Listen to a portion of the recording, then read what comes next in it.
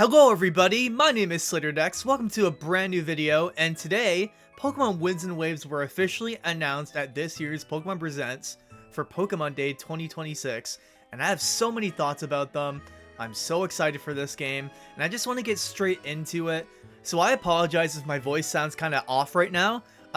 It doesn't really feel like it sounds off, so it probably doesn't, but my throat kind of does hurt a tiny bit because low-key, I was yelling my head off during that direct, and my friend actually recorded it, so I'll maybe play like a few seconds so you can hear what I sounded like then. Yeah, no, this looks way better than this. Stop! So yeah, when I say my voice hurts, I mean my voice actually really hurts right now, but that's not stopping me from coming here and making a video because I'm just so excited about this game. So Pokemon Winds and Waves, Generation 10 of Pokemon, the Big 10. This is going to be huge. If you guys have seen the leaks from the past like few months, you might have already known this was coming, Pokemon Winds and Waves. I have seen the leaks, but honestly, there's something just so crazy about seeing the game in this state where it's actually like somewhat finished. And the game looks so much better than the previous Pokemon games by far. This game, I think, is a huge step up graphically, including like the shadows and stuff, the lighting. And I don't know about you, but the new models are pretty cool too. If you look at Pikachu, it's a completely different new model, and you can see his fur. So not only have we seen the new region and what it looks like, what the graphics look like in Pokemon Winds and Waves, we actually got our first look at the 3 new starters this generation. And the first one we have up is the Bean Chick Pokemon named Brout, which I saw online. People were saying he kind of looks like an Angry Bird, and to be honest, I kind of see it. You know, if you just get rid of his lower body and then just keep his head, you change his head color to red instead of green, and you change his eyebrows to black, it's literally the red Angry Bird. Tell me I'm wrong.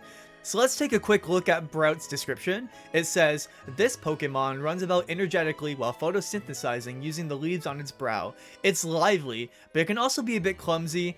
Dude, I'm gonna be honest, so I didn't know exactly how I felt about Brout when I first saw the trailer, but he's growing on me, man. He has the ability Overgrow. He looks like a descendant of Rowlet, and I love Rowlet. He's my favorite Alola starter. Maybe, I mean, Litten's pretty up there too. I can't wait to see what these Pokemon evolve into, to be honest. I think that's gonna be the real deciding factor.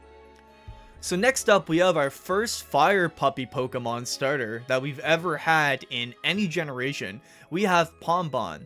His description says, the area below its throat glows faintly from the heat-generating organ within its lungs. This Pokemon is guileless and friendly, and dude, man, if you've seen the trailer, which I'm sure you have, I mean, why else would you be here? Pokemon glow in the dark, in caves. There's this one scene with like a Sizzlipede, I think, and a couple other Pokemon where you can see that. And from this description, I'm assuming Pombon does the same thing too.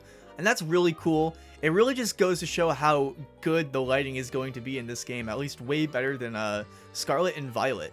I love this guy. He's cute. He's little. He has the ability Blaze. And last, we have the Water Gecko Pokemon. His name is Gekwa. And I'm gonna be honest, when I first saw this, my dumbass thought this was a chameleon.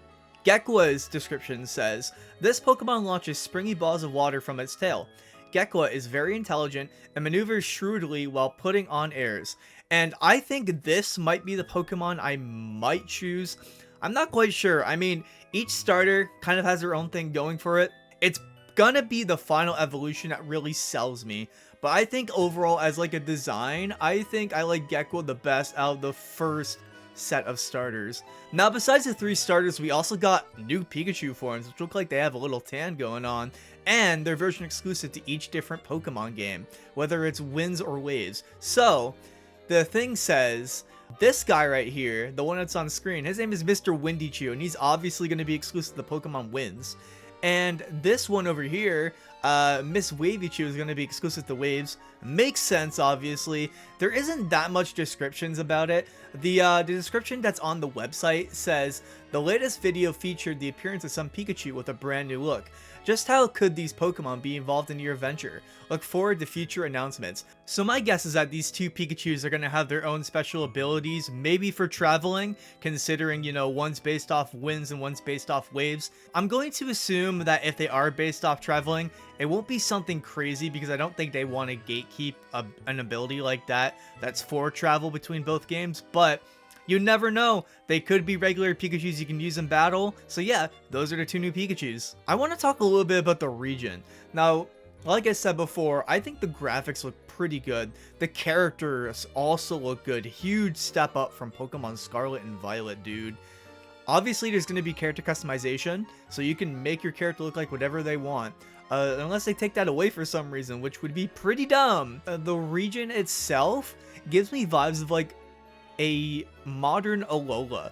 Like if Pokemon Sun and Moon were made on Switch, or I guess Switch 2, this would be what they would be doing. Like a big open world with different islands and you can like manually swim to them. That's what it feels like, and it also gives me a little bit of like a Hoenn vibe too. But the new Pokemon Center I think looks fantastic.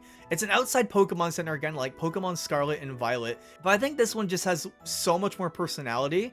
It fits the region. It doesn't look like just a gas station. It fits the tropical vibe, and I really like it. And then next up we have this resort area. I don't know what this could be for.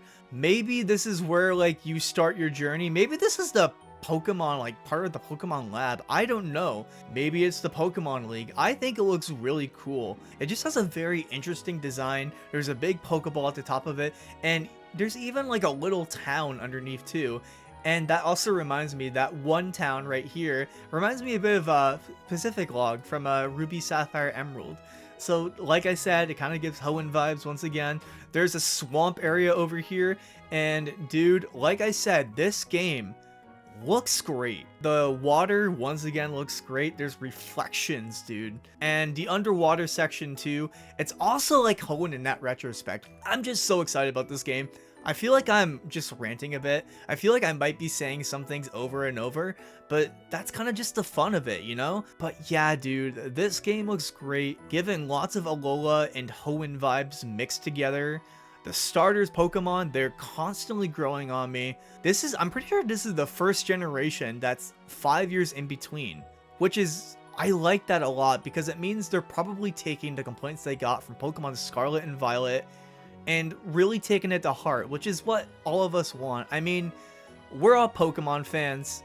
I'm sure lots of us, including me, loved Pokemon Scarlet and Violet. I won't lie, they're fun games, but we also have to admit that we deserve better. And I think since there was so much complaints about Scarlet and Violet, Game Freak is finally giving us what we want, and we have a Pokemon game that actually looks pretty damn good, and they're taking their time, which is great. So that's why I'm just really excited about this game. Anyways, guys, with that being said, I think I'm going to end it here. I've been ranting about this for, I don't know how long this video is going to be. There is a few outtakes I might take, but yeah, what do you think about Pokemon Winds and Waves? And what is your favorite starter Pokemon that's been announced? Like I said earlier, I'm kind of going for Gekwa, but that might change. Anyways, guys, thank you so much for watching this video. My name is SlaterDex. I'll see you guys in the next video, whenever that is. I want to relaunch this channel. I want to do more stuff, but currently, I just have lots of college going about, and I know that kind of sounds like an excuse, and it probably is a little bit, but I want to come back to YouTube fully, and I think I'm going to do that very soon, so keep an eye out if you're interested in that. Anyways, guys, take care. Peace.